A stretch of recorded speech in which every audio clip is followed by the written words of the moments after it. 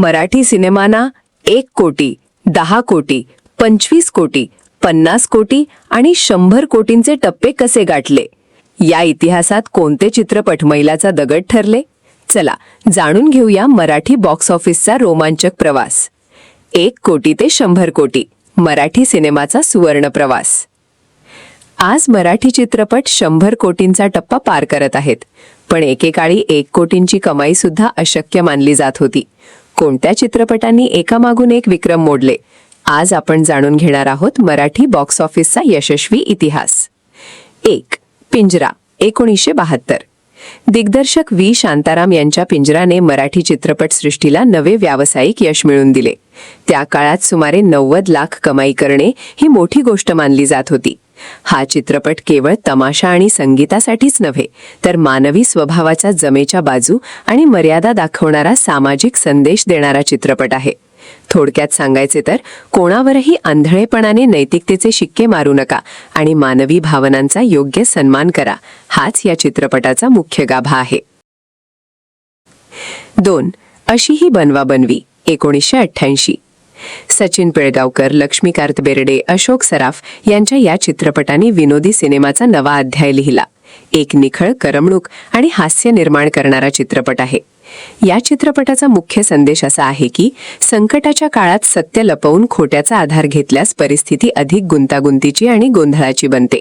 मात्र प्रामाणिकपणा, प्रेम आणि विश्वास यातून सर्व अडचणींवर मात करता येते. मराठीतील 1 कोटींचा टप्पा पार करणारा पहिला चित्रपट म्हणून याची नोंद केली जाते. 3. माहेरची साडी 1991. अलका कुबल यांच्या कारकिर्दीतील सर्वात मोठा हिट. गावोगावी हाऊसफुल, महिलांनी पुन्हा पुन्हा पाहिलेला चित्रपट. माहेरची साडी 1991 हा चित्रपट कौटुंबिक नातेसंबंधांवर आधारित असून याचा मुख्य संदेश स्त्रीच्या जीवनातील माहेरचे अमूल्य स्थान आणि सासरच्या लोकांनी तिच्या भावना व आदराचा दिलेला सन्मान हा आहे. मराठीतील 10 कोटींचा टप्पा पार करणारा पहिला चित्रपट. 4. मी शिवाजीराजे भोसले बोलतोय 2009. महेश मांजरेकर दिग्दर्शित हा चित्रपट मराठी सिनेमाच्या पुनरुज्जीवनाचा महत्त्वाचा टप्पा ठरला. 25 कोटींचा टप्पा गाठणारा पहिला मराठी चित्रपट. मी शिवाजीराजे भोसले बोलतोय या चित्रपटाचा मुख्य संदेश म्हणजे इतरांना दोष देण्यापूर्वी स्वतःमध्ये बदल करा आणि मराठी अस्मिता व संस्कृतीचा अभिमान बाळगा. दुनियादारी 2013. तरुण प्रेक्षकांना पुन्हा मराठी सिनेमाकडे खेचणारा चित्रपट. 30 कोटींच्या पुढे कमाई. या चित्रपटाचा मुख्य संदेश असा आहे की दुनियादारी जगातील स्वार्थ, अपेक्षा आणि अडचणीपेक्षा यारी, सच्ची मैत्री आणि प्रेम अधिक श्रेष्ठचे असते. लय भारी 2014. रितेश देशमुखचा पहिला मराठी चित्रपट. दमदार ॲक्शन, मोठ्या प्रमाणावर प्रसिद्धी. 40 कोटींचा टप्पा. आईवरील निस्सीम प्रेम भक्ती. चित्रपटात आई आणि मुलाच्या भावनिक नात्याला आणि भक्तीला खूप महत्त्व दिले आहे. आईच्या रक्षणासाठी आणि तिच्यावरील अन्यायाचा बदला घेण्यासाठी मुलगा कोणत्याही संकटाला सामोरा जाऊ शकतो, हा संदेश यात आहे. नट सम्राट 2016. नाना पाटेकर यांच्या अभिनयाने इतिहास घडवला. 50 कोटींचा टप्पा गाठणारा पहिला मराठी चित्रपट. सर्वात प्रसिद्ध आणि हृदयस्पर्शी संवाद. कुणी घर देता का घर? एका वृद्ध, एकाकी, भणंग नटासाठी. कुणी घर देता का घर? सैराट 2016. नागराज मंजुळे यांच्या या चित्रपटाने मराठी सिनेमाचे चित्रच बदलून टाकले. देशभर लोकप्रिय, अनेक भाषांमध्ये रिमेक. हा 100 कोटींचा टप्पा ओलांडणारा पहिलाच मराठी चित्रपट ठरला. सैराटने पारंपरिक विचारप्रणाली मोडून काढल्या आणि दाखवून दिले की उपेक्षित लोकांच्या दैनंदिन सामाजिक वास्तवावर आधारित कथेलाही मोठा प्रेक्षक वर्ग मिळू शकतो. बाई पण भारी देवा 2023. महिला केंद्रीय चित्रपट असूनही बॉक्स ऑफिसवर मोठे यश मिळाले. याने मराठी चित्रपट उद्योगासाठी एका दिवसात 6.10 कोटींपेक्षा जास्त कमाईचा नवा विक्रम देखील रचला.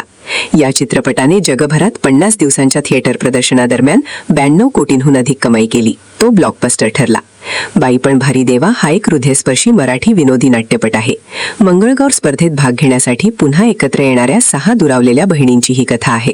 या दरम्यान ते आपल्या बहिणीच्या नात्याला नव्याने गवसणी घालतात, आपल्या वैयक्तिक संघर्षांना सामोरे जातात आणि आत्मसन्मानाचा खरा अर्थ शिकतात. राजा शिवाजी 2026. रितेश देशमुख यांच्या राजा शिवाजीने सैराटचा विक्रम मोडत जगभरात सुमारे 114 कोटींची कमाई करून मराठी सिनेमाचा नवा विक्रम प्रस्थापित केला. या चित्रपटाचा मुख्य संदेश शौर्य, देशभक्ती आणि स्वराज्याचे स्वप्न हा आहे. हा चित्रपट छत्रपती शिवाजी महाराजांच्या तरुण वयाचा प्रवास आणि त्यांनी हिंदवी स्वराज्य स्थापन करण्यासाठी केलेल्या संघर्षावर प्रकाश टाकतो. आज मराठी चित्रपट 100 कोटींपेक्षा जास्त कमाई करत आहेत. हा प्रवास केवळ आकड्यांचा नाही, तर मराठी चित्रपट सृष्टीच्या जिद्दीचा आणि प्रेक्षकांच्या प्रेमाचा आहे. मंडळी, व्हिडिओ कसा वाटला नक्की कमेंटमध्ये लिहा आणि तुम्हाला कुठल्या कलाकाराबद्दल जाणून घ्यायला आवडेल तेही सांगा.